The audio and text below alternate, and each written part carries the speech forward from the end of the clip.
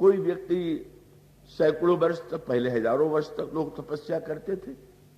कोई 50, 20, 30, 40, 50 वर्ष तपस्या कर ले, पर देखा ही जाता है कि बड़े बड़े त्यागी और तपस्वी भी जब बाहर निकल करके प्रवृत्ति में प्रवेश करते हैं तो प्रवृत्ति से छूटना उनके लिए भी असंभव हो जाता है, कठिन हो जाता है। सचमुच अनेक अनेक ऐसे बड़े व्यक्तियों का दृष्टांत आपको मिलेगा कि वो एक बार कितनी ऊंची स्थिति में रहे, किंतु जब उन्होंने प्रवृत्ति को स्वीकार कर लिया, जीवन में प्रवृत्ति में उन्होंने प्रवेश पा लिया, तो ऐसे फंस गए कि वो प्रवृत्ति से निकलने का कोई मार्ग उनके जीवन में नहीं दिखाई देता। अंगद का तात्पर्य क्या है? अंगद इतना जानते थे जो बेचारा महाभारत का अभिमन्यु नहीं जानता था। अभिमन्यु और अंगद ये दोनों आकारों में अंतर यही है कि एक को ये पता था कि लंका में चला तो जाऊं पर लौट पाऊंगा कि नहीं। अंगद का तात्पर्य ये था कि हां, मैं 100 योजन के समुद्र को पार तो कर लूंगा, पर पार करने के बाद तो फिर लंका में जाना है, और प्रवृत्ति में जाके मैं नहीं फंसूंगा और लौट ही आऊंगा, ये दावा मैं नहीं कर सकता। अभिमन्यु का दुर्भाग्य यही था कि उसको का वो भान तो था लेकिन भ्रम में पड़ गया। अभिमन्यु की कथा से आप परिचित हैं। जब द्रोणाचार्य जी ने चक्रव्यूह की रचना किया और उस समय का वहां अर्जुन और भगवान कृष्ण दोनों नहीं थे, उन्हें चतुराई और षड्यंत्र से दूर का क्षेत्र में युद्ध के लिए भेजने जाना पड़ा था। और जब पांडवों की सेना में यह समाचार पहुंचा कि द्रोणाचार्य जी ने तो चक्रव्यूह की रचना की है, तो अब उस व्यूह की रचना तो कोई जानने वाला था ही नहीं। या तो श्री कृष्ण जानते हैं या अर्जुन जानते हैं।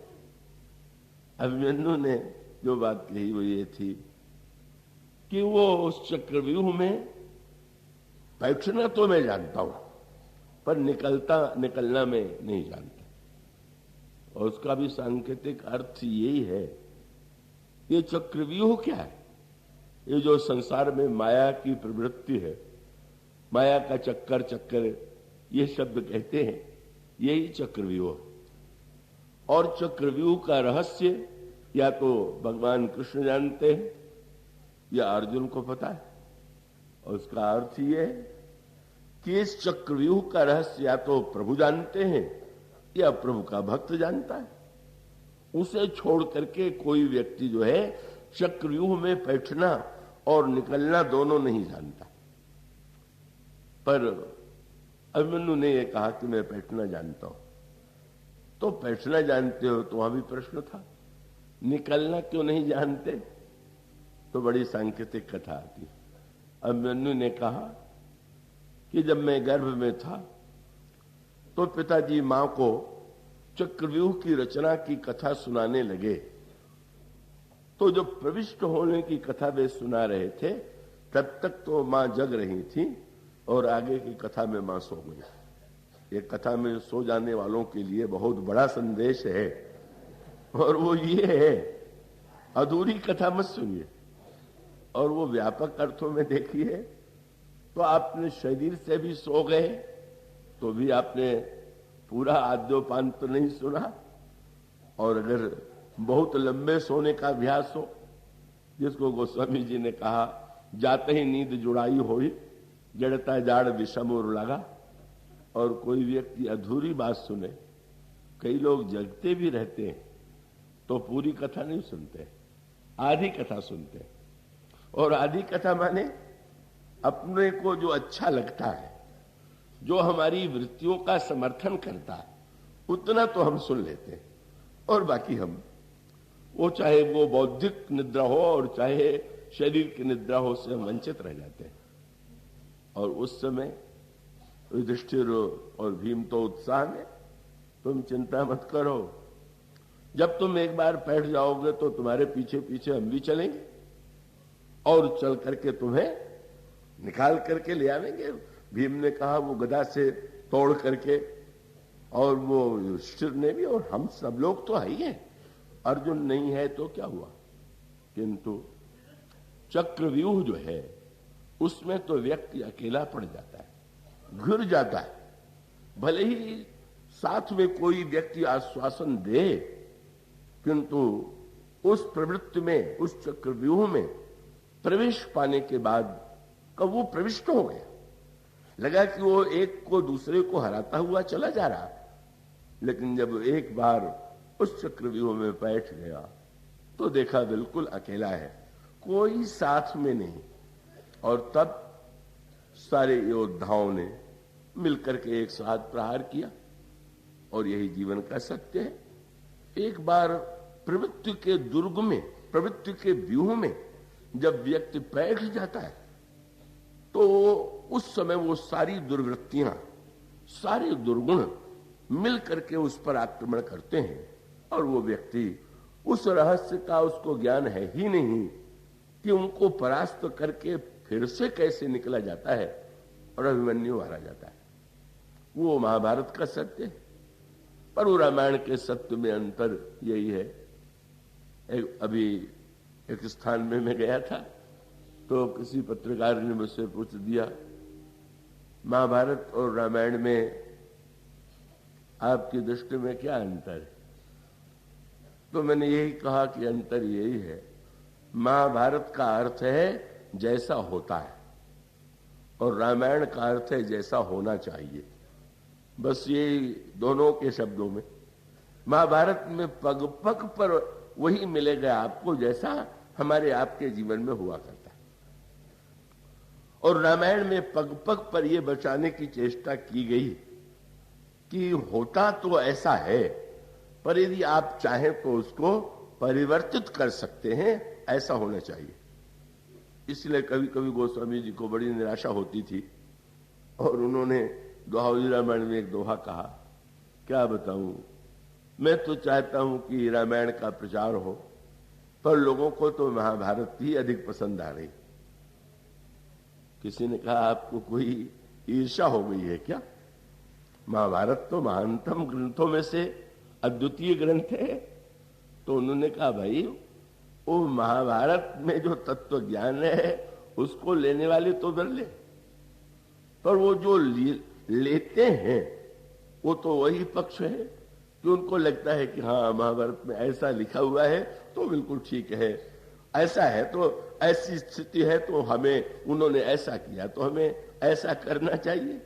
और तब उन्होंने जो दोहावली रामायण में दोहा कहा, उसमें संत का वो स्वर फूट पड़ा जब उन्होंने कहा, रामायण सिख अनुहरत जग भयो भारत रीति। रामायण सिख अनुहरत जग भयो भारत रीति, तुलसी सठ की को सुने कली कुचाली पर प्रीति। मुझ जैसे दुष्ट की कौन सुने भाई? हम कहते तो सब कुछ ठीक है, लेकिन जब बड़ों बड़ों की बात लोगों ने नहीं सुनी तो मुझ दुष्ट का कौन सुनेगा? उनकी तो कुचाल पर ही प्रीति है। तो इसका अभिप्राय यह है कि महाभारत में तो ऐसा जीवन का चित्र है कि सचमुच उन परिस्थितियों में जैसे अभिमन्यु का व्यवहार है, युधिष्ठिर का, भीम का, बुरे पात्रों का जैसा व्यवहार है वो तो समाज में और हमारे आपके जीवन में दिखाई ही देता है। पर अच्छे कहे जाने वाले पात्रों की भी जो दुर्बलता है वो सामने आती है। तो रामायण का, महाभारत के अभिमन्यु ने जो भूल की तो नहीं लौट पाए, पर रामायण में जो अंगद हैं उनकी ये विशेषता है कि वो ये जानते हैं अपनी सीमा, और उस सीमा को जान करके उन्होंने स्पष्ट कह दिया। मैं ये तो कह सकता हूं कि मैं पार हो जाऊंगा, पर लौट करके आने का दावा मैं नहीं कर सकता। और इसका अर्थ है, वो उनका अभिप्राय यह था कि देह के से मैं कुछ समय के लिए भले ही ऊपर उठ जाऊं, पर बाद में प्रवृत्तियां हमें अपनी ओर आकृष्ट नहीं कर लेंगी, बांध नहीं लेंगी। लंका का ऐश्वर्य, लंका का सौंदर्य हमें बंदी नहीं बना लेगा। यही प्रवृत्ति के दो आकर्षण हैं। मैं ऐसा दावा नहीं करता, और उसका परिणाम हुआ कि उस स्थिति से वे बच गए, नहीं गए। श्री हनुमान जी हैं, वे जाते हैं और जाने के लिए जैसा होना चाहिए वो सचमुच वो शरीर से ऊपर उठे हुए हैं, और शरीर से ऊपर उठे उठे ही, और इतने ऊपर उठने वाले के सामने जब इतने विघ्न आए तो बेचारे जो उस स्थिति में, वो तो एक भी स्थिति जो हनुमान जी के सामने आई उसमें तो कोई हजारवां भाग भी हमारे आपके सामने आवे तो उसे पार नहीं कर सकते। और फिर हनुमान जी ने सचमुच उस प्रवृत्ति के लंका का उन्होंने न केवल उस देह के देहाभिमान के समुद्र को पार किया, अपितु उन्होंने सचमुच प्रवृत्ति के उस आकर्षण में उसको देखा, और देखा ही नहीं, उसमें बैठे, भीतर गए, एक एक घर में गए, और प्रवृत्ति का जो विकृत से विकृत रूप हो सकता था सब उन्होंने देखा। क्योंकि मंदिर मंदिर प्रतिकर शोधा, देखे जहां तहां अगणित जोधा, गयो दशानन मंदिर माही, अति विचित्र कही जात सुनाही, सैनिक ये देखा कपिते ही, मंदिर मन दीख वैदेही। प्रवृत्ति के प्रत्येक पक्ष को हनुमान जी ने अपनी आंखों से देखा, और देखने के बाद सचमुच वो जो क्रम था, उस दोनों को पार करने के बाद वे मां के पास पहुंचे, और सचमुच मां से उन्होंने कृतकृत्यता का आशीर्वाद प्राप्त कर लिया। और उसके बाद वो जो श्री हनुमान जी के द्वारा दो कार्य होते हैं वो बड़े सांकेतिक थे। एक तो इसी आशीर्वाद के बाद मां से आज्ञा लेकर के उन्होंने मां से ये कहा कि मां मुझे तो बड़ी भूख लगी हुई है, आपकी आज्ञा हो तो मैं फल खा लूं। मां से आज्ञा लेकर के गए, फल खाए, और फल खाने के बाद बाग को भी उजाड़ डाला। बंदरों ने यही पूछा कि मां से आपने ये तो नहीं कहा था कि मैं फल खाने के साथ साथ बाग भी उजाड़ूंगा, तो बिना आज्ञा के आप बाग क्यों उजाड़ने लगे? हनुमान जी ने कहा मैं गया तो फल खाने के लिए ही था, तो बाग क्यों उजाड़ दिया? बोले मां के इस आज्ञा से जब मैंने फल खाया तो फल खाने का ये फल था कि बाग उजड़ गया, और ये बहुत बड़ी बात है। बोले मां की कृपा का फल खाने के बाद भी अगर मोह की वाटिका नहीं उजड़ी तो काहे की कृपा है? सचमुच जब एक बार जगत जननी की कृपा मिलेगी तो उसका फल यही होगा।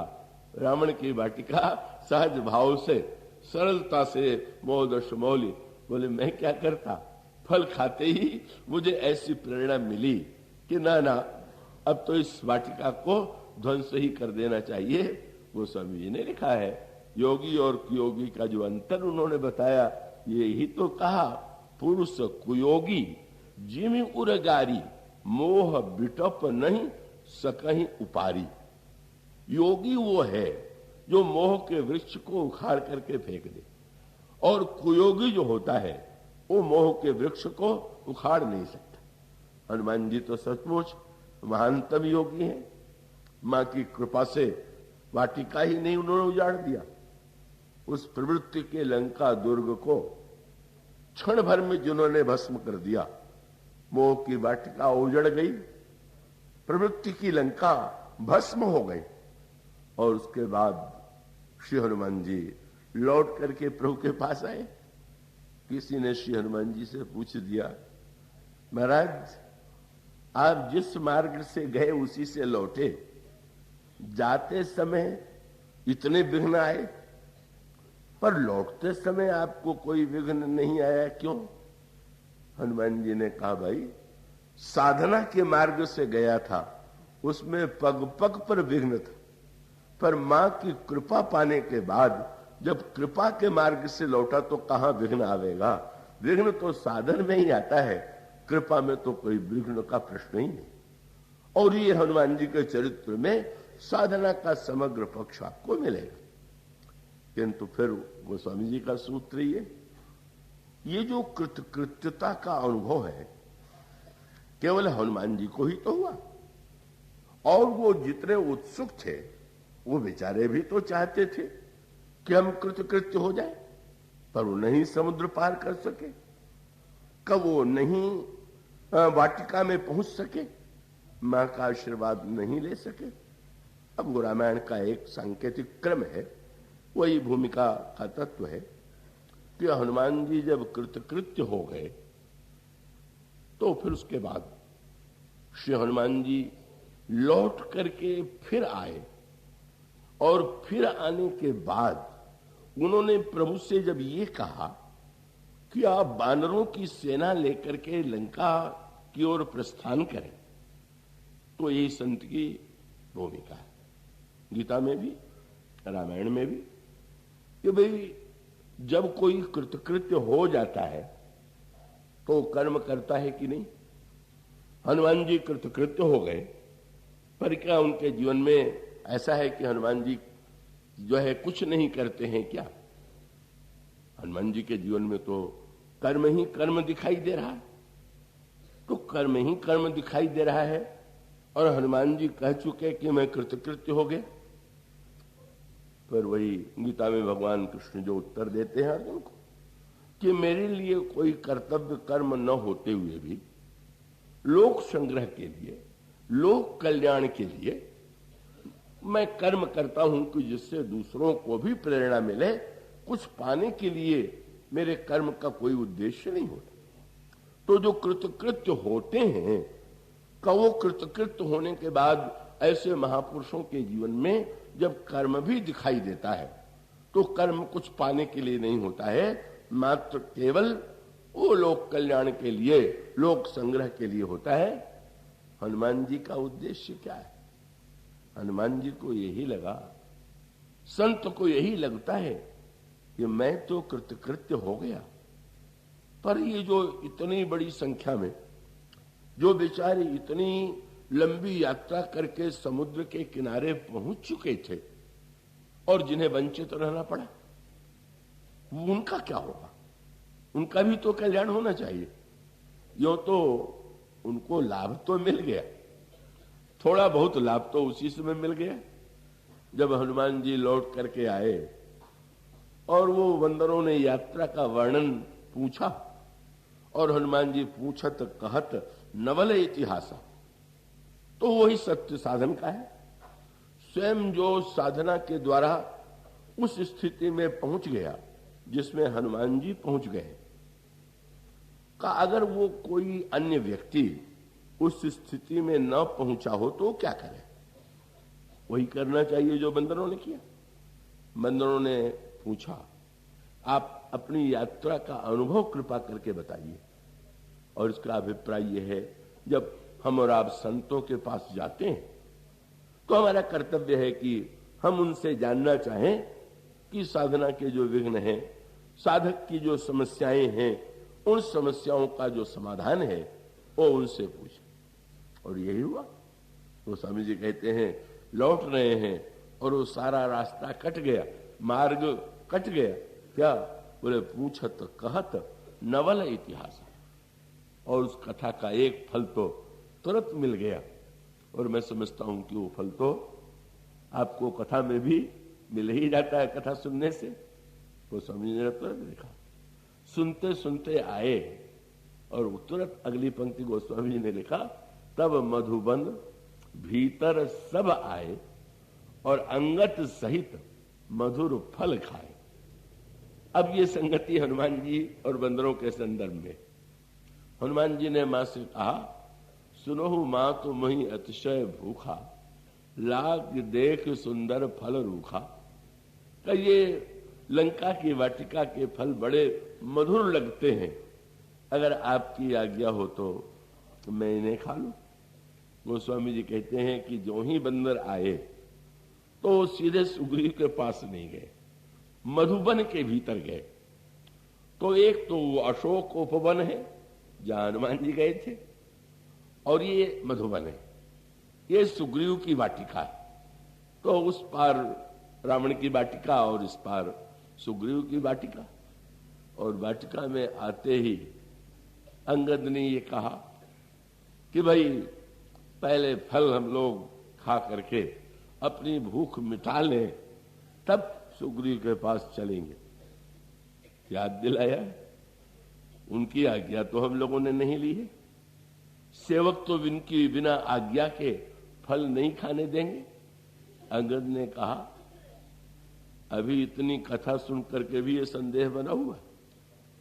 जब हनुमान जी को रावण की वाटिका का मधुर फल मिल गया, वहां पर भी मधुर फल खाने को मिला, तो ये तो सुग्रीव की वाटिका है। और आज्ञा का प्रश्न ही कहा। हनुमान जी ने रावण से थोड़ी पूछा, उन्होंने तो मां से पूछा और फल खा लिया। तो हम लोगों को भी भले ही सुग्रीव की आज्ञा न हो, पर मां की आज्ञा से जो फल खा करके आया हुआ है वो तो अपने साथ ही है, इसलिए पूछने की क्या आवश्यकता है। और फिर वो तो गोस्वामी जी ने लिखा, वो वाटिका का फल वही हनुमान जी का अनुकरण। हनुमान जी वाटिका में जैसे बिना पूछे ही फल खाने लगे, वैसे ही है ये बंदर भी फल खाने लगे। और जब फल खाने लगे तो इतिहास थोड़ा थोड़ा मिला। वहां भी रावण के पहरेदारों ने, राक्षसों ने हनुमान जी को रोकने की चेष्टा की। और यहां पर भी सुग्रीव के द्वारा जो नियुक्त प्रहरी थे, उनको ये बड़ा बुरा लगा कि बिना आज्ञा लिए हुए ही इस तरह से ये फल खाए जा रहे हैं। और तब उन्होंने रोकने की चेष्टा किया। अंगद ने कहा, फिर इतिहास का लाभ लो, जिन्होंने रोका था हनुमान जी ने क्या किया था। कहा, उन्होंने तो मार ही डाला था, इनको मारना नहीं है, थोड़ा सबक तो इनको भी। लिखा हुआ है कि जब रखवारे जब बर्जन लागे, मुष्टि प्रहार हनत सब भागे। इसका सांकेतिक अभिप्राय ये है, हनुमान जी दुर्गुण की वाटिका में थे, इसलिए वहां पर दुर्गुणों का वध करना हो। और ये सद्गुणों की वाटिका थी, इसलिए सद्गुणों को मिटाने की आवश्यकता तो नहीं है, पर इनका भी अभिमान मिटाने के लिए थोड़ा मुक्का तो लगनी चाहिए। ये बिना मुक्का लगे अपने आप में जो अभिमान है कि हम तो वाटिका के रक्षक हैं, तो ये नहीं दूर होता। और तब फिर वही राक्षसों ने जाकर के रावण से कहा, नाथ एक आवा कपि भारी, तही अशोक वाटिका उजारी, खाए से फल अरु बिटप उपारे, रक्षक मर्द मर्द में ही पारे, सुन रावण पठे भट नाना, तिनहि देखी गरजऊ हनुमाना। का यहां पर भी जाकर के गए सुग्रीव के पास, जाई पुकारे ते सब बन उजार जुवराज। पर अंतर तो रावण और सुग्रीव में है ही। रावण ने सुना कि मेरा वाटिका का फल खा लिया गया, क्रोध आ गया। और सुग्रीव ने सुना कि खा लिया गया, तो सुन सुग्रीव हरस मन, बड़े प्रसन्न हुए। पहरेदारों को बड़ा बुरा लगा। हम सूचना दे रहे हैं कि बाग उजड़ गया, फल खा लिया गया, प्रसन्न हो रहे। महाराज क्या दंड दिया जाए? अरे तुम दंड की बात करते हो। तुरंत उन्होंने कहा, सुन सुग्रीव हरस मन, करि आए प्रभु काज, जौन होत सीता सोधि पाई, तो मधुबन के फल सकहीं के खाई। अरे निश्चित रूप से वो मां के पास, जगत जननी के पास से लौटे हुए हैं, तभी तो इतना साहस कर सकते थे। लाओ लाओ, सम्मान पूर्वक लाओ, आदर पूर्वक लाओ, तो कथा का तो मधुर फल मिलते ही है। अब वो हनुमान जी जैसा कोई हो तो सर्वत्र उस मधुर फल को ले सकता है, पर वो सबके बस में नहीं है। पर वो कथा सुन करके, सत्संग करके उस फल का आस्वादन तो उन्हें भी मिल गया। सुग्रीव ने सम्मान किया, प्रशंसा की, पर हनुमान जी को अभी चिंता है। प्रभु से उन्होंने तुरंत कहा कि महाराज अब आप विलंबन मत कीजिए, और वो जितने हैं सब लेकर के, सुग्रीव को और बंदरों को लेकर के आप कृपा करके लंका पर अभियान करें। सीता कहत विपति विशाला, बिनहि कहे भल दीन दयाला, निमिष निमिष करुणा निधि, जाहि कलप सम बीति। श्री सीता जी इतने कष्ट में कि एक एक निमेष कल्प की तरह बीत रहा है। लेकिन अगला वाक्य बड़ा विचित्र है। अगर एक निमेष कल्प की तरह बीत रहा है और हनुमान जी जानते हैं कि प्रभु सर्वशक्तिमान है और वो अपने बाण के द्वारा सारे राक्षसों का वध कर सकते हैं, बाण के ही द्वारा को वो श्री सीता जी को लौटा सकते हैं, उनके लिए तो कोई असंभव नहीं। श्री भरत जी हनुमान जी को पर्वत सहित बाण पर उठाने में सक्षम है। पर हनुमान जी ने जब ये कह दिया कि एक एक क्षण निमेष निमेष की तरह बीत रहा है, तो ऐसा लगा कि प्रभु का कहीं ऐश्वर्य उसका ही प्रयोग न हो जाए। तो कहते क्या है, बोले निमिष निमिष करुणा निधि, जाहि कलप सम बीत, बेगी चलिए। आप चलिए, सेना लेकर के चलिए और भुजबल खल दल जीत। तब सुनि सीता दुख, प्रभु सुख ऐना, भरी आए जल राजीव नैना। और प्रभु ने सुग्रीव की ओर देखा और कहा, अब विलंब कर कारण कहा। क्या अभिप्राय? हनुमान जी का तात्पर्य यह था कि वस्तुतः सीता जी को पाना आपका लक्ष्य तो हो ही नहीं सकता है। और उसका अभिप्राय यह है कि आपके लिए तो तात्विक दृष्टि से वो आपसे कभी अलग हो ही नहीं सकती, और सर्वशक्तिमान के रूप में भी आप क्षण भर में व्यवहार में उन्हें पा सकते हैं। लेकिन प्रभु ये जो साधन पथ पर चलने वाले जो निराश होकर के लौट आए थे, जब वो आप उनको साथ लेकर के चलेंगे तो उसका परिणाम ये होगा कि उस पथ पर आपके साथ साथ ये लोग भी चलना सीखेंगे। और आपने जो मानव अवतार ग्रहण किया है मनुष्य के साधना के पथ को प्रशस्त करने के लिए, वो सार्थक होगा। और तब प्रभु सेना लेकर के जब समुद्र के किनारे तक यात्रा करते तो मानो वो प्रभु साक्षात साधक का जो का पथ है उसको स्वीकार कर लेते। और फिर समुद्र के किनारे जब पहुंच जाते, समस्या वही, समुद्र कैसे पार किया जाए, समुद्र पार करना। और वो तब उसमें एक ही संकेत है, समुद्र है देह, देहाभिमान।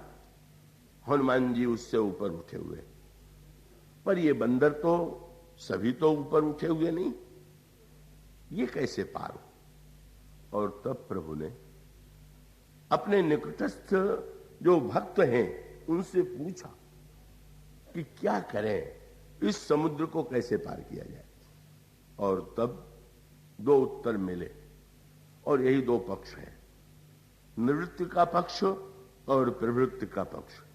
विभीषण भगवान से कहने लगे, प्रभु समुद्र आपका कुल गुरु है, और जैसे समस्या आने पर गुरु से हम समस्या का समाधान पूछते हैं, कैसी प्रकार से समुद्र को गुरु मान करके आप अनशन करें, प्रार्थना करें, और समुद्र के द्वारा जो निर्देश दिया जाए उसका पालन करें। तो एक सूत्र दिया विभीषण ने, ये कहा कि ये गुरु है। और दूसरा जो वैराग्य के मूर्तिमान रूप हैं, परम वैराग्यमान श्री लक्ष्मण, प्रभु ने देखा कि देखें प्रभु की इस पर क्या प्रतिक्रिया होती। और प्रभु ने अपने शील के अनुकूल ही कहा, सखा कही तुम नेक उपाय, करिए दैव जो होए सहाय। मित्र तुमने उपाय तो बड़ा सुंदर बताया है, अगर दैव सहायक होगा तो सफलता मिलेगी। लक्ष्मण जी तो तेजस्विता और पुरुषार्थ के पुंजे हैं।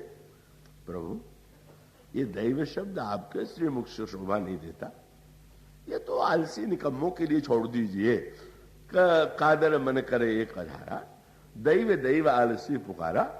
आपके पास वाण है, चढ़ाइए समुद्र को सुखा दीजिए।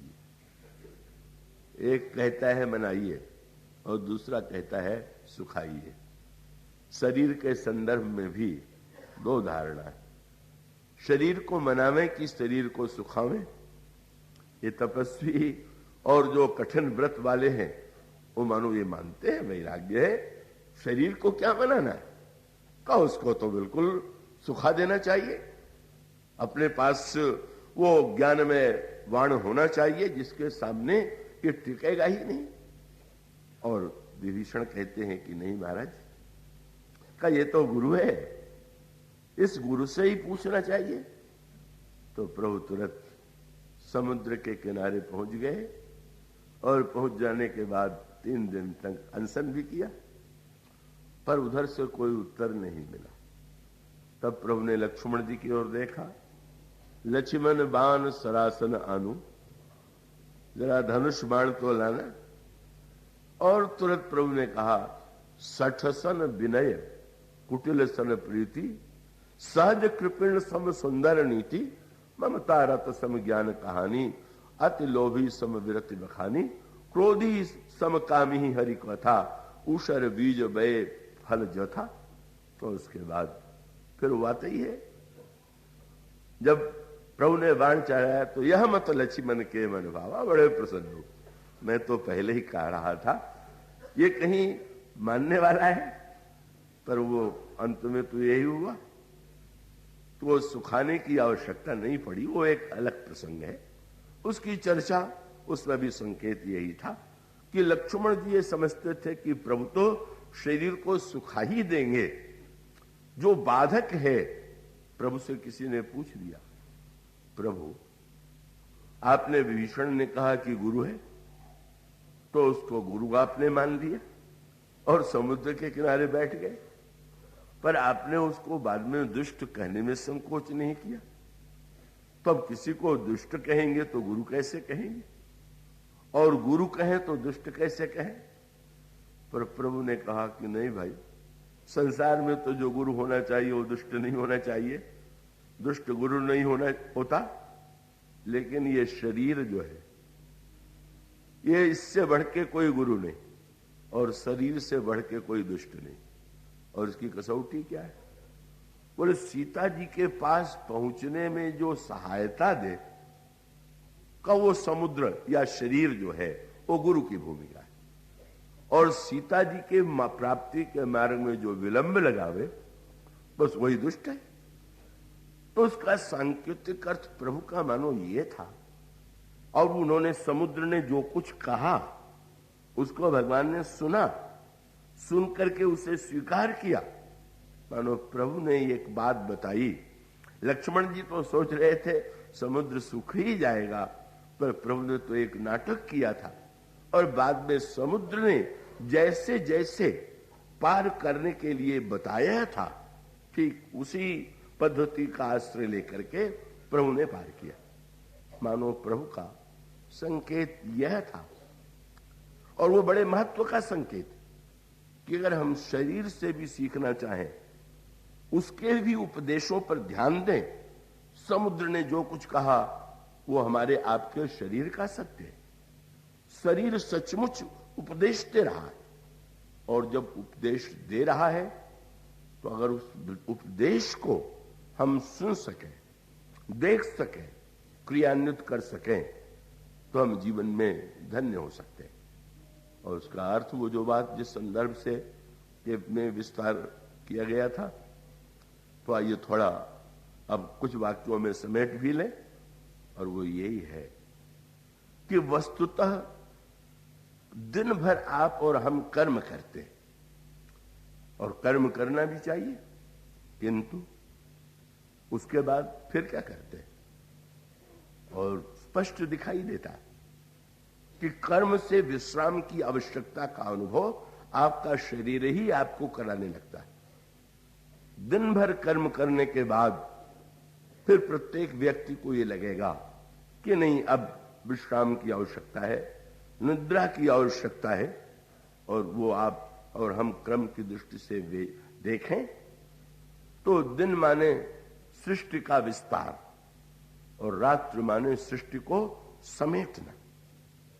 और इसी को क्रम की दृष्टि से पहले अपने कमरे से निकले, घर में आए, घर से निकले, नगर में गए, दिन भर कर्म किया, पर बाद में जब हमें विश्राम की आवश्यकता का अनुभव होगा तो विश्राम की आवश्यकता का अनुभव होने के बाद फिर हम समेटेंगे, नगर से घर में, घर से अपने कक्ष में, और कक्ष में भी प्रिय से भी वार्तालाप करते हुए अंत में व्यक्ति जब सोता है तो सोने का अर्थ क्या है? अगर कोई फैलाने की कला में निपुण हो और समेटने की कला में निपुण न हो तो उसको तो अनिद्रा का रोग जरूर सतावेगा। नींद ना आवे तो इसका अर्थ यह है कि आप फैलाना तो जानते हैं, समेटना नहीं जानते। उस समय तो सब कुछ धीरे धीरे धीरे धीरे भूल जाना है, और जब वो व्यक्ति भूल जाता है तो भूल जाने का परिणाम ये होता है तो गहरी नींद की अनुभूति होती है। यूं देखें तो निद्रा तमोगुण है, लेकिन उस तमोगुण की आवश्यकता का अनुभव होता है कि नहीं? कर्म के बाद विश्राम की आवश्यकता का अनुभव होता है कि नहीं? और कैसा अनोखा उपदेश दे रहा है शरीर, दोनों पक्षों का उपदेश दे रहा है, प्रवृत्ति का और निवृत्ति का। दिन में वो प्रवृत्ति का उपदेश देता है, द्वैत का उपदेश देता है, और रात को वो अद्वैत का उपदेश देता है। दिन में द्वैतवादी बन जाइए, पर नींद के समय तो अद्वैतवादी ही बनना पड़ेगा। बिना अद्वैतवादी बने, बिना अद्वैत में स्थित हुए आपको विश्राम की अनुभूति तो हो ही नहीं सकती। और देखिए कैसा दोनों खेल चल रहा है हमारे आपके जीवन में। दिन भर हम लोग कुछ न कुछ अपने को मानते हैं और कुछ न कुछ बनने की चेष्टा कर रहे हैं, और उसमें निरंतर पुरुषार्थ हो रहा है। पर कैसी अनोखी बात है, दिन भर जब आप कुछ बनते हैं तो आपको प्रशंसा मिलती है, कीर्ति मिलती है, पर रात्रि के समय जब हम और आप सो जाते हैं तो उस समय हम क्या बनते हैं? हम ब्राह्मण बनते हैं कि क्षत्रिय की, वैश्य की, शूद्र की, पदाधिकारी की? क्या बड़ी अनोखी बात है। जब हम कुछ बनते हैं तो बहुत झंझट, और जब कुछ नहीं रह जाते नींद में तब कितना विश्राम मिलता है। यही है कृतकृत्यता का छोटा सा अनुभव जो शरीर के द्वारा ईश्वर बताता है। ये न समझ लेना कि सारा आनंद बनने ही में है। तुम देख लो, अगर कुछ समय के लिए बनने की चेष्टा बंद नहीं करोगे और बिल्कुल अद्वैत स्थिति में नहीं पहुंच जाओगे तो फिर वो कितना अच्छा लगता है। रात को व्यक्ति न तो उसकी कोई जाति होती है, न उसका कोई देश होता है, न उसका कोई कर्तव्य होता है, बस वो तो नींद में उठता है और उठ करके उसको लगता है आह कितनी अच्छी नींद आई। तो मानो शरीर ही जीवन के दोनों पक्षों को बता दे रहा है और दोनों को संतुलित रूप से फैलावे, समेटे, द्वैत और अद्वैत को स्वीकार करे, और उसके पश्चात ओ सकल दृश्य निज उदर मेली, सोए निद्रा त्रिज योगी, सोई हरिपद अनुभवे परम सुख, अतिशय द्वैत वियोगी। वो एक ऐसी विनय पत्रिका में जो भक्त की स्थिति का वो स्वामी जी ने वर्णन किया, और इसका अर्थ ये है कि कर्म की चरम स्थिति में भी प्रतिदिन आपको कुछ घंटों के लिए कर्म से तो मुक्त होना ही पड़ता है, और इसलिए वो जो अंतिम चरम लक्ष्य होगा वो तो कृतकृत्यता ही होगी, जिसका अनुभव हनुमान जी को मां के आशीर्वाद से हुआ। और उसके बाद जो कर्म होगा उसमें कोई आकांक्षा नहीं होगी, उसमें कोई फल की वृत्ति नहीं होगी। और जब आपने देखा ना, सारे बंदरों ने पार भी कर लिया, युद्ध भी हुआ, और अंत में जब प्रभु और श्री सीता जी दोनों विराजमान हुए और सारे बंदर प्रभु को घेरे हुए बैठे, तो गोस्वामी जी ने पंक्ति लिखी। उस समय एक वाक्य आया, हनुमान जी ने सुंदर कांड में कहा था, अब कृत कृत भयऊ में माता। और आज जब प्रभु सीता जी के साथ प्रभु लंका में विराजमान है तो एक ही वाक्य मिला, बोले कृत कृत्य प्रभो सब बानर ये निरखंति तवानन सादर जे। आज प्रत्येक हनुमान जी ही नहीं, ये सारे के सारे बंदर कृतकृत्य हो गए। यह जो कृतकृत्यता का मार्ग है वो मार्ग सचमुच बड़ा अद्भुत। और इस कृतकृत्यता तक पहुंचने के लिए भी इतने कृत्य करने हैं। कृतकृत्य शब्द की मधुरता का अनुभव हनुमान जी को हो रहा है। तो यह हनुमान जी के चरित्र में एक जो साधना का अनुपम स्वरूप है, किस तरह से हनुमान जी महानतम उस साधना के पथ पर पहुंच करके मां के पास पहुंचते हैं, कृतकृत्यता का अनुभव करते हैं और वो कृतकृत्यता अन्यों को भी प्राप्त हो जाती है। इस भूमिका के साथ आज के प्रसंग को मैं विराम देता हूं। आशा है आप लोग इतने देर तो जरूर ही शरीर को भूले रहे होंगे, तो अब उसके बाद की चर्चा हम कल करेंगे। आज इतना ही बोलिए। सियावर राम। श्री राम जय जय राम।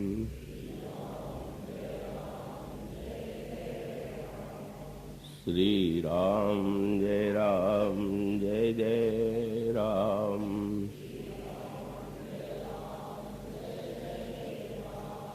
श्री राम जय जय राम। श्री राम जय जय राम।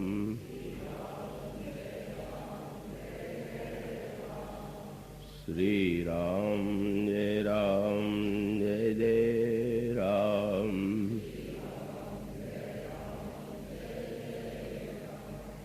श्री राम जय जय राम। श्री राम जय जय राम।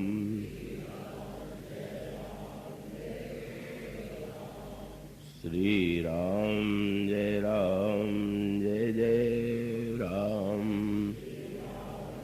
राम। श्री राम जय जय राम।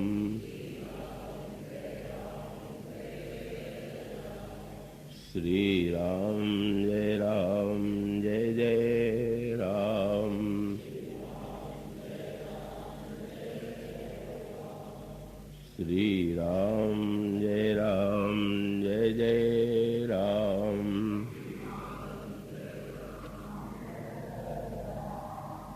श्री राम जय जय राम।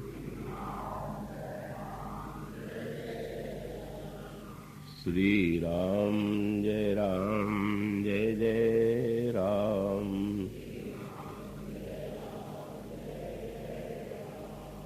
श्री राम जय जय राम।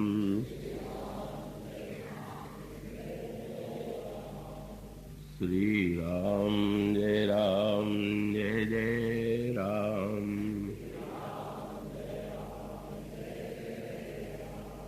बोलिए सियावर रामचंद्र महाराज की। आइए हम सब अपने आप को प्रभु की राजसभा में बैठा हुआ अनुभव करें। कल्प वृक्ष के नीचे दिव्य सिंहासन पर परात्पर प्रभु भगवान श्री रामभद्र वात्सल्यमयी जगत जननी सीता के साथ विराजमान है। श्री भरत छत्र लिए हुए पीछे खड़े हैं। धनुष लिए हुए लक्ष्मण जी दाहिनी ओर और चमर लिए हुए शत्रुघ्न जी बाईं ओर खड़े हैं। हनुमान जी प्रभु के श्री चरणों में हैं। भगवान शंकर सहित समस्त देवता मुनि, अयोध्या के नागरिक और यहाँ उपस्थित सभी महानुभाव वहीं बैठ करके कथा श्रवण कर रहे हैं। दिखाई देने वाला वक्ता तो एक ही यंत्र है, वास्तविक वक्ता तो प्रभु ही है और श्रोताओं में विराजमान होकर के वे ही सुनते भी हैं। आइए हम सब कथा के प्रारंभ में अपने हृदय में, अपने बाहर इसी स्थिति में ध्यान में अपने आप को तदाकार करने की चेष्टा करें। ओम मंगलमूर्तये नमः, गणाधिपतये नमः, वर्णानामर्थसंज्ञानां रसानां छन्दसामपि मंगलानां च कर्तारो वन्दे वाणी विनायकौ। शान्तं शाश्वतमप्रमेय मनघं निर्वाणशान्तिप्रदं ब्रह्माशम्भफणीन्द्रसेव्यमनिशं वेदान्तवेद्यं विभुम् रामाख्यं जगदीश्वरं सुरगुरुं मायामनुष्यं हरिं वन्देऽहं करुणाकरं रघुवरं भूपालचूडामणिं। रक्ताम्भोजदलाभिरामनयनं पीताम्बरालङ्कृतं श्यामङ्गं द्विभुजं प्रसन्नवदनं श्रीसीतया शोभितं। कारुण्यामृतसागरं प्रियगणैर्म्रात्रादिभिर्भावितं वन्दे विष्णुशिवादिसेव्यमनिशं भक्तेष्टसिद्धिप्रदम्। कौशलेन्द्रपदकञ्जमञ्जुलौ कोमलावजमहेशवन्दितौ जानकीकरसरोजलालितौ चिन्तकस्य मनभृङ्गसंज्ञिनम्। वन्दे विदेहतनया पदपुण्डरीकं कैशोरसौरभ समाहृतयोगिचित्तं हन्तुं त्रितापमनिशं मुनिहंससेव्यं सन्मानशालि परिपीतपरागपुण्यम्। अतुलितवरधामं हेमशैलाभदेहं दनुजवनकृशानुं ज्ञानिनामग्रगण्यं सकलगुणनिधानं वानराणामधीशं रघुपतिप्रियभक्तं वातजातं नमामि। यत्र यत्र रघुनाथकीर्तनं तत्र तत्र कृतमस्तकाञ्जलिं बाष्पवारि परिपूर्णलोचनं मारुतिं नमत राक्षसन्तकम्। कुन्दइन्दुदरगौरसुन्दरं मम्बिकापतिमभीष्टसिद्ध्यदं कारुणिककलकञ्जलोचनं नौमि शङ्करमनङ्गमोचनं। प्रभु समरथ सर्वज्ञ शिव सकलकलागुणधाम योगज्ञानवैराग्यनिधि प्रणतकल्पतरुणाम्। वैदेही सहिते सुरद्रुमतले हेमैर्महामण्डपे रत्ने पुष्पकमासने मणिमये वीरासने संस्थितम्। अग्रे वाचयति प्रभञ्जनसुते तत्त्वं मुनीन्द्रैः परं व्याख्यातुं भर्गतादिभिः परिवृतं रामं भजे श्यामलम्। श्री गुरु चरण सरोज रज निज मन मुकुर सुधारि वरणो रघुवर विमल यश जोदायक फलचारि सियावर रामचंद्र की जय।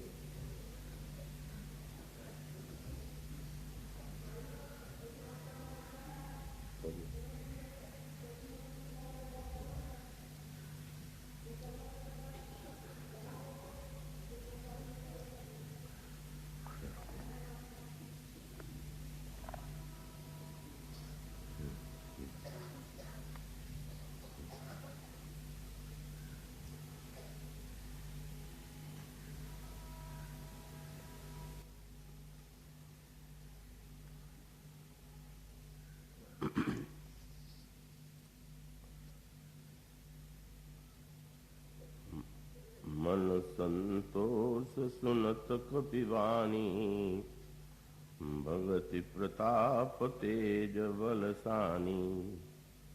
आसिख दीनि राम प्रिय जाना ओहु तात बलशील निधाना। अजर अमर गुण निधि सुत होहु करहु बहुत रघुनायक छोहु। करहु कृपा प्रभु अस सुनिकाना निर्भर प्रेम मगन हनुमाना। बार बार नायसि पद सीसा बोला वचन जोरी कर कीसा। अब कृत कृत्य भयउ मैं माता आसिख तव अमोघ विख्याता।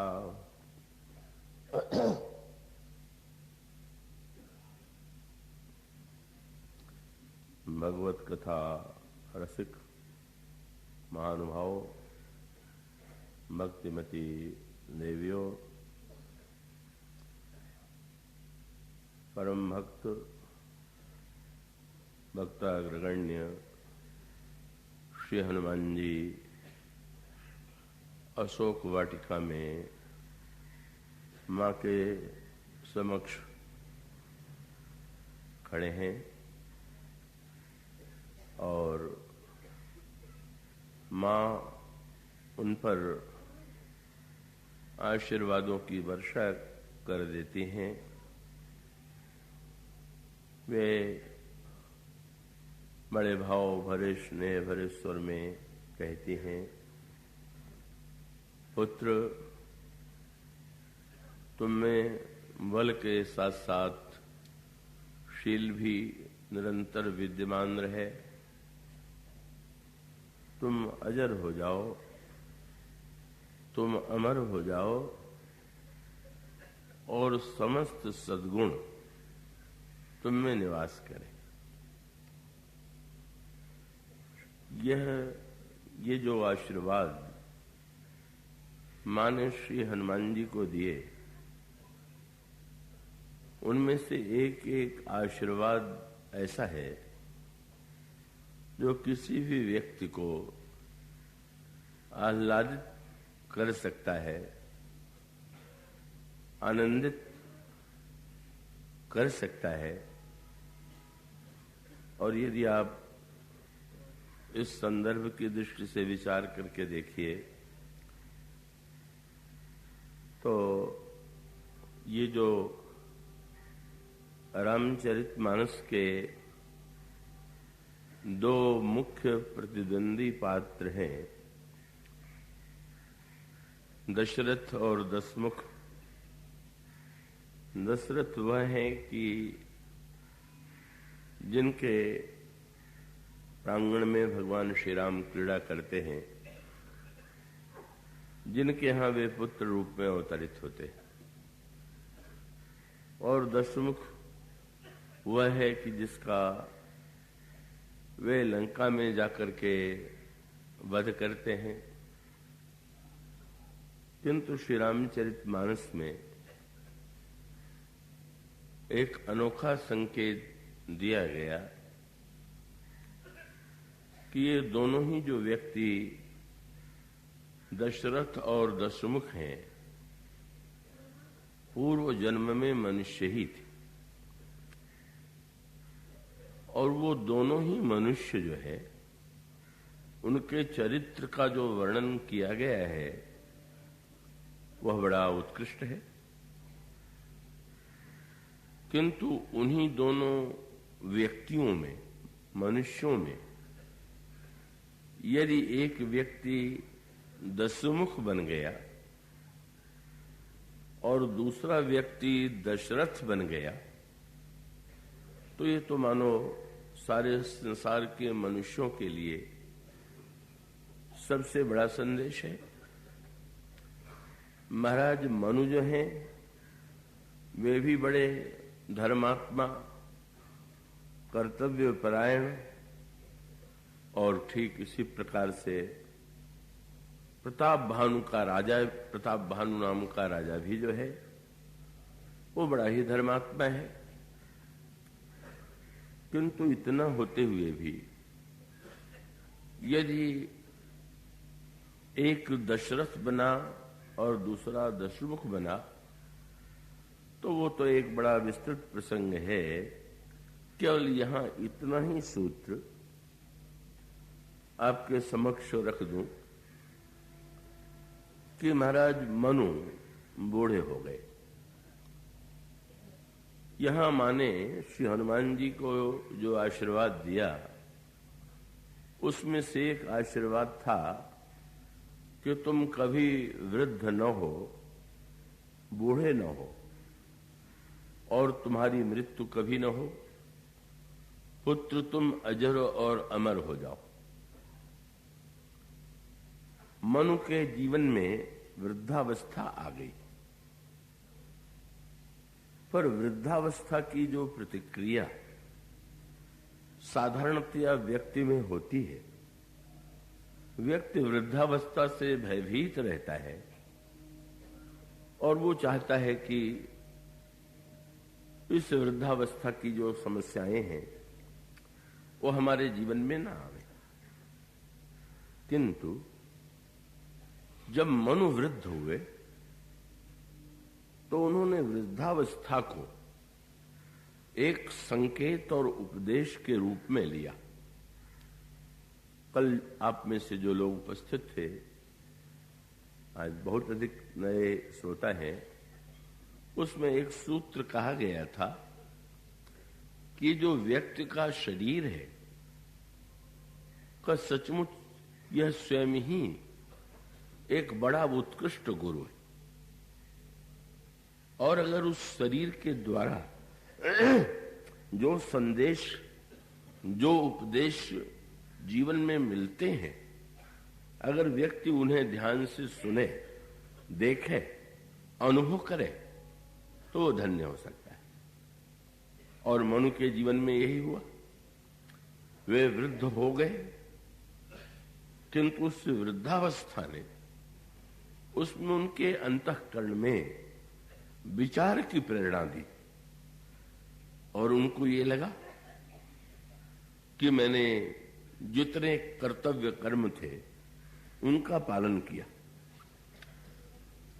और जब शरीर वृद्ध हुआ तो इसका अभिप्राय यह है कि उस अवस्था में स्वाभाविक रूप से व्यक्ति के पुरुषार्थ में तो न्यूनता आ ही जाती है। युवावस्था में व्यक्ति को जितने उत्साह से कर्म कर सकता है का वृद्धावस्था में तो वह संभव उस सीमा तक नहीं है। किंतु मनु को ऐसा लगा कि इसका तात्पर्य है कि जीवन का चरम लक्ष्य केवल कर्तव्य कर्म का पालन करना ही नहीं है। और वो जो उनकी मनस्थिति थी उसका वर्णन आप पाते हैं 2-3 शब्दों में, और वो ये था कि एक तो उन्हें ऐसा लगा कि युवा अवस्था में मैंने इतने विषयों का उपभोग किया, किंतु विषयों से वैराग्य मेरे जीवन में नहीं आया। तो एक सूत्र तो यह था और उसका अभिप्राय यह है कि अब शरीर के साथ इंद्रियां हैं और उन इंद्रियों के लिए विषय की आवश्यकता है कि विषय के बिना शरीर जीवित ही नहीं रह सकता है। किंतु शरीर के द्वारा जब विषय का सेवन करते हैं तो साधन है कि साध्य है। तो यदि हम यह मानते हैं कि शरीर साधन है और विषय ही साध्य है, तो उसका स्वाभाविक रूप वही होगा जिसका संकेत आपको रावण के चित्र में मिलेगा, दशमुख के चित्र में मिलेगा।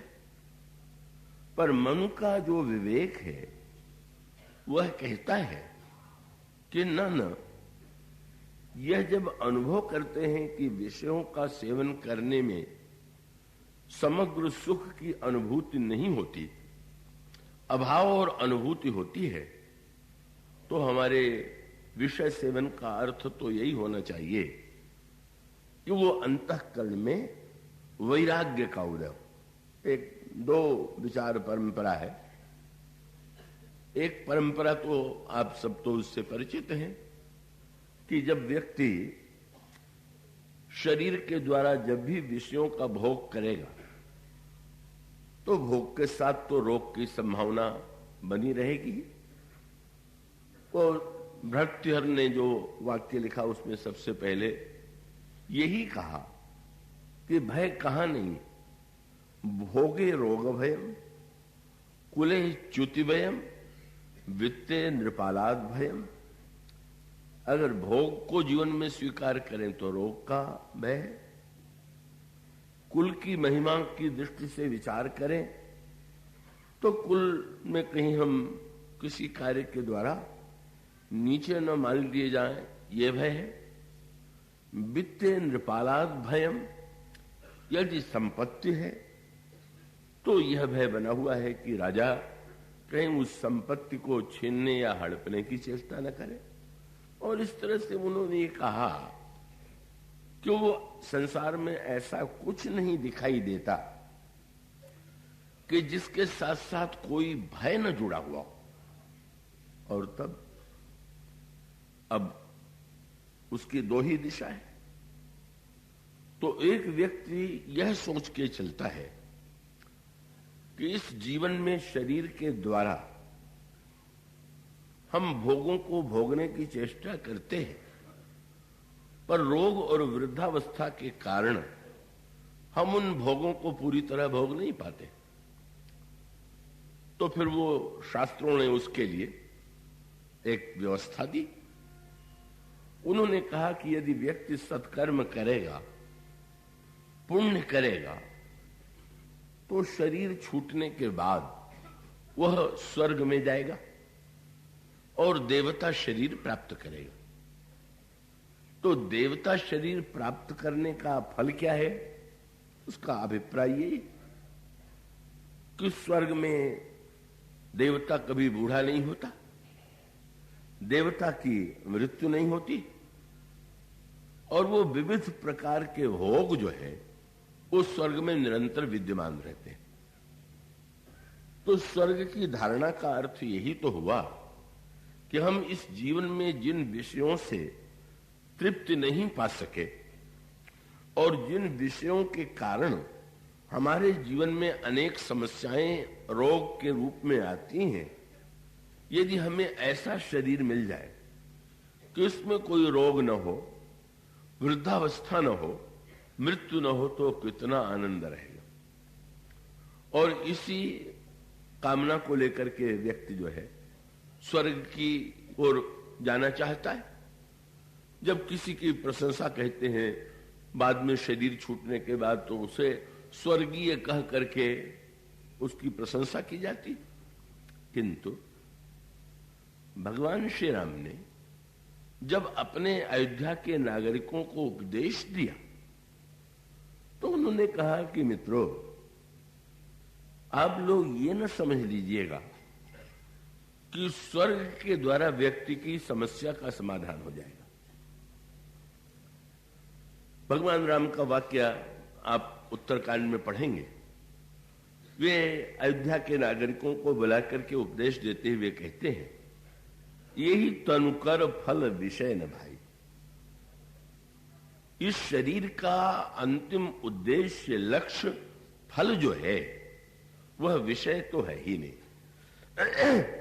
और यदि कोई सोचता हो कि स्वर्ग में जाकर के हम भोगों को भोगेंगे, तो भगवान श्री राम ने जो सूत्र दिया वो 2 सूत्र उन्होंने दिया। स्वर्ग स्वल्प। भगवान श्री राम कहते हैं कि ये तो दूर के ढोल सुहावने जो कहावत आपने सुनी होगी, वो तो भ्रम ही है कि स्वर्ग में कोई रोग नहीं होता।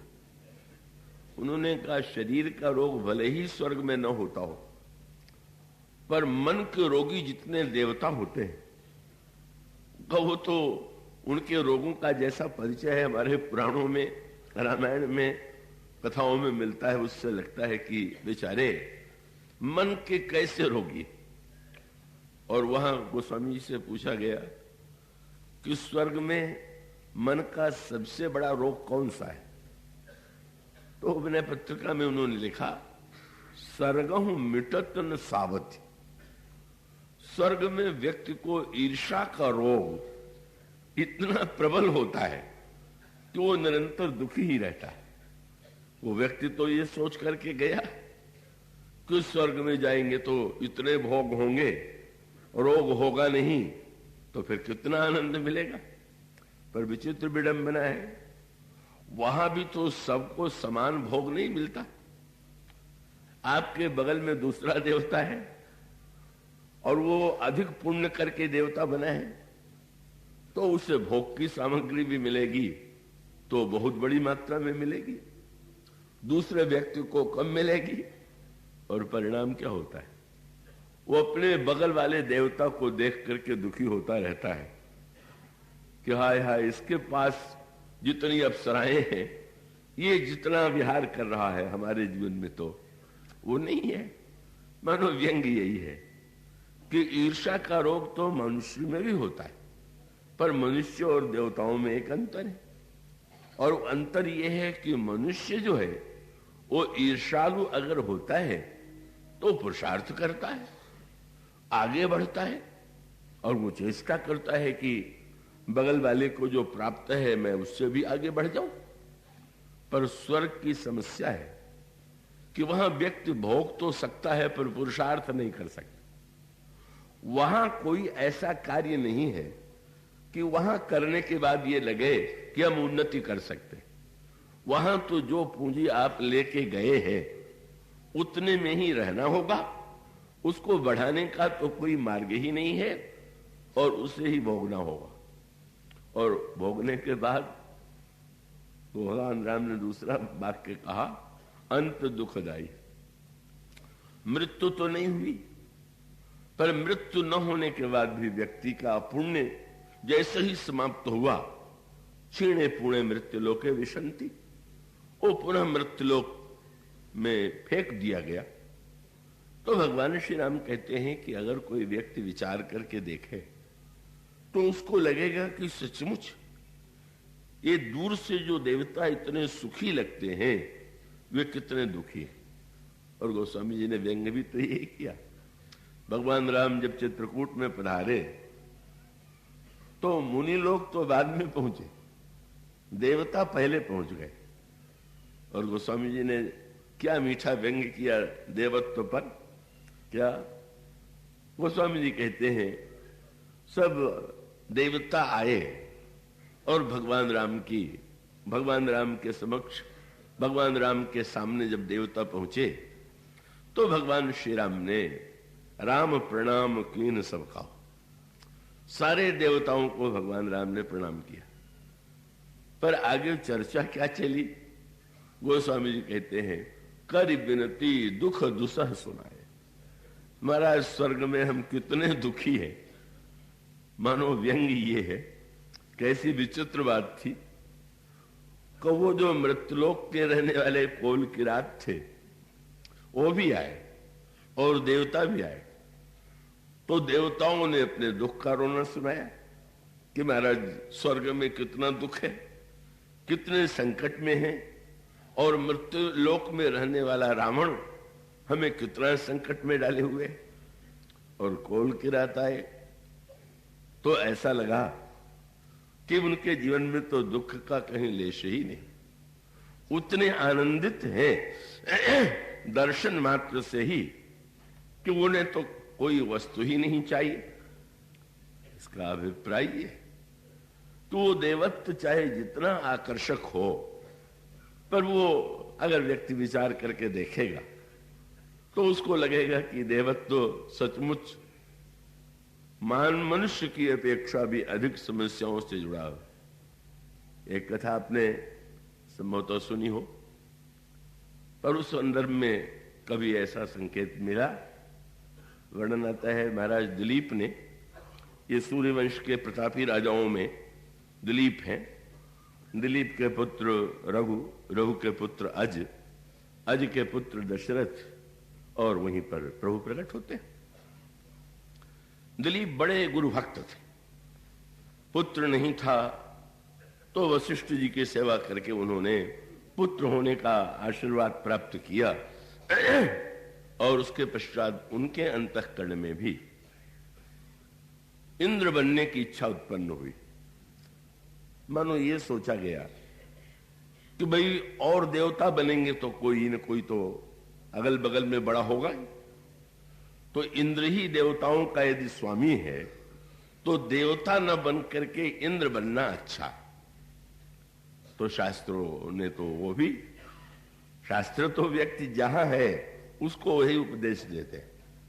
जिसमें अभी भोगाशक्ति है उसको वो ये नहीं कह देते कि प्रारंभ में ही ये नहीं कह देते कि भोगों का परित्याग कर दो, यह भोग मिथ्या है, क्योंकि वो सुन करके भी उसे जीवन में उतार नहीं सकते। इसलिए शास्त्रों ने ये कहा कि अगर देवत्व चाहते हैं तो पूर्ण कीजिए, और इंद्र बनना चाहते हैं तो 100 अश्वमेध यज्ञ जो व्यक्ति कर लेता है वो इंद्र बनता है।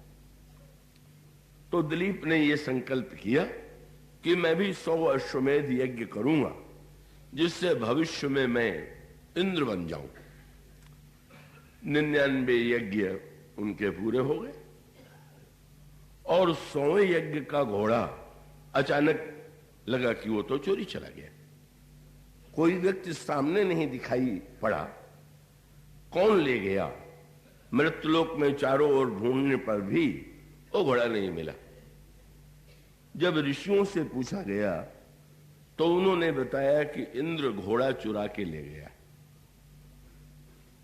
रघु को बड़ा क्रोध आया, और क्रोध में आकर के उन्होंने सोचा कि मैं स्वर्ग पर आक्रमण करके घोड़ा वापस ले आऊं। पर वो जब जाने लगे तो दिलीप ने रोक दिया, नहीं। दिलीप ने सचमुच सत्संग किया था, जो सत्संग का फल होना चाहिए था उन 99 यज्ञों के बाद दिलीप के जीवन में आया। उन्होंने कहा कि ना, 100वां यज्ञ पूरा करने की कोई आवश्यकता नहीं। अब सोचिए, कोई 99 यज्ञ कर चुका हो और 100वें में बाधा पड़े तो उसको कितनी निराशा होगी। और यहां तो उपाय है, घोड़ा ला करके यज्ञ पूरा किया जा सकता है, पर वो रोक देते हैं। 100 यज्ञ पूरा नहीं हुआ। किसी ने महाराज दिलीप से पूछा कि महाराज आपका इतना प्रतापी पुत्र 99 यज्ञ कर चुके आप, पर 100वें को आपने रोक क्यों दिया? तो उन्होंने यही कहा कि मैंने देख लिया कि उस 100 अश्वमेध यज्ञ करके इंद्र बनने वाले के चोरी की आदत नहीं गई, तो मैंने सोचा कि इंद्र बन के यही करूंगा क्या। बहुत बढ़िया सूत्र था। उसका अभिप्राय देखो तो विडंबना। को व्यक्ति इंद्र बनने के लिए व्यग्र है, और इसमें व्यंग पर आपने ध्यान दिया।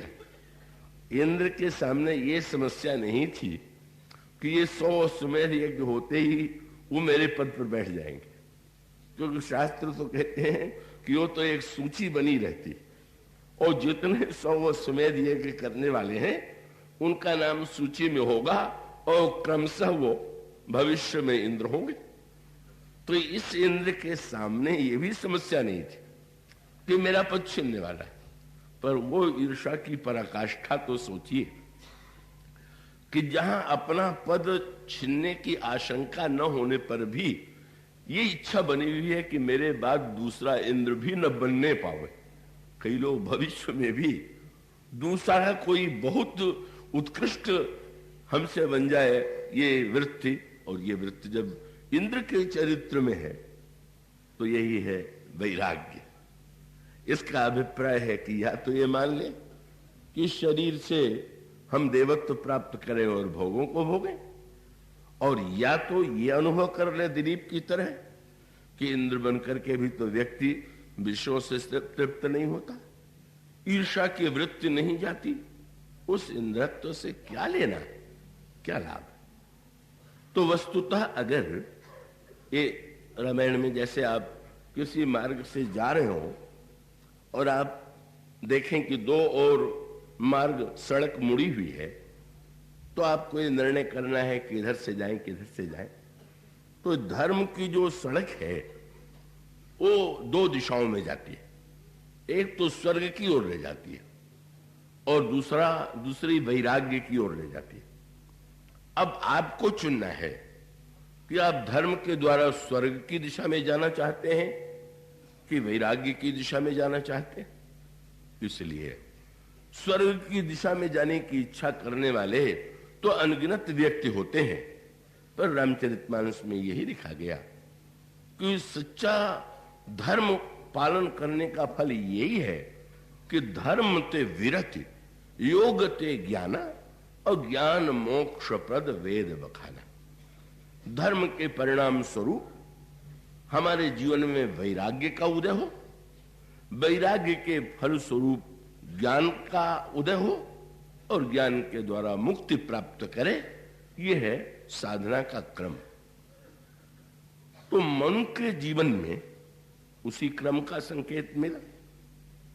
यदि वे वृद्ध हो गए तो वृद्ध होते हुए ही उनको ऐसा लगा, उन्होंने ये तो अनुभव कर लिया कि अभी विषयों से वैराग्य तो मुझे नहीं हुआ, पर होना चाहिए। और यदि नहीं हुआ है तो वैराग्य न सही, मैं त्याग का मार्ग तो स्वीकार कर ही सकता हूं। वैराग्य और त्याग का अंतर आप भली भांति जानते होंगे। जब मन से किसी वस्तु का त्याग हो जाए तो वैराग्य है, और जब बुद्धि के द्वारा कोई वस्तु छोड़ी जाए तो वो त्याग है। कोई वस्तु प्रिय लगने पर भी हम बुद्धि से ये समझ करके कि इस वस्तु को छोड़ देना चाहिए। एक रोगी है, उसको कुपथ्य की वस्तुएं प्रिय हैं, किंतु ये समझता है कि नाना ये उचित नहीं है, और अगर वो उस वस्तु को नहीं स्वीकार करता है तो इसका अभिप्राय यह है उस वस्तु का त्याग जो है वो मन से नहीं है, बुद्धिपूर्वक। तो मनु ने अनुभव किया कि मुझ में वह वैराग्य नहीं है, पर नहीं है तो कम से कम जीवन का जो चरम लक्ष्य है उसे हमें प्राप्त करना चाहिए। और उन्हें जीवन का चरम लक्ष्य क्या प्रतीत हुआ? हो इन विषय विराग, भमन बशत भा चौथपन, तो हृदय बहुत दुख लाग, जन्म गयो हरि भगति बिन।